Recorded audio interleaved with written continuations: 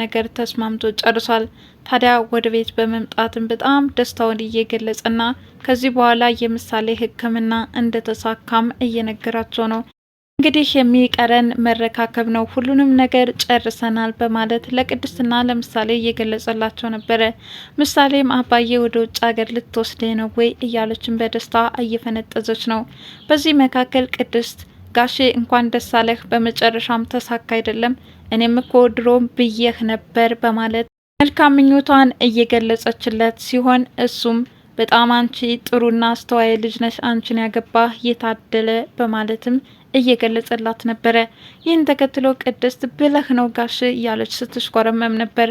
ማለትም ብሩኬን ትወደዋለችና በዚህ መካከልም ስለተደሰተ ኑ እስኪ ቀፉኝ በማለትም በመጨረሻም ተቃቅፈው እንግዲህ ሀሳባቸውን እየተገላለጹ ነበረ። ሞገሴን በበኩሉ ከ10 ዓመት በኋላ ያገኛትን ፍቅረኛውን ተደስቶ ሳይጨርስ ዝና መጥቶ ነጥቆት አሁን ከፍተኛ የሆነ ድብርት ውስጥ ገብቶ ራሱን በመጠጥ ደብቆ ስቃይ ላይ ይገኛል። ከዚህ በኋላ የብሩኬን አይን ላለማየትም የፈረመ ይመስላል። በጣም ከሃዲ ነው፣ በቁመኔ ሽጦኛል በማለት ሁለቱ የሚጓደዱት ጓደኛሞች ከዳኝ በሚል ስሜትም እየተቃቃሩ ይመስላሉ።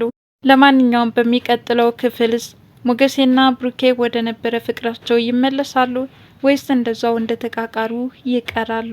ለማንኛውም ምሳሌ ድራማ ክፍል 54 የዛሬውን ይመስላል። በቀጣይ ቪዲዮ እስከምንገናኝ ድረስ መልካም ጊዜ ይሆንላችሁ እያልኩኝ ለቻናሌ አዲስ የሆናችሁ ላይክ፣ ሼር፣ ሰብስክራይብ በማድረግ ቤተሰብ ትሆኑ ዘንድ በአክብሮት ጋብዝኳችሁ። ባይ ባይ።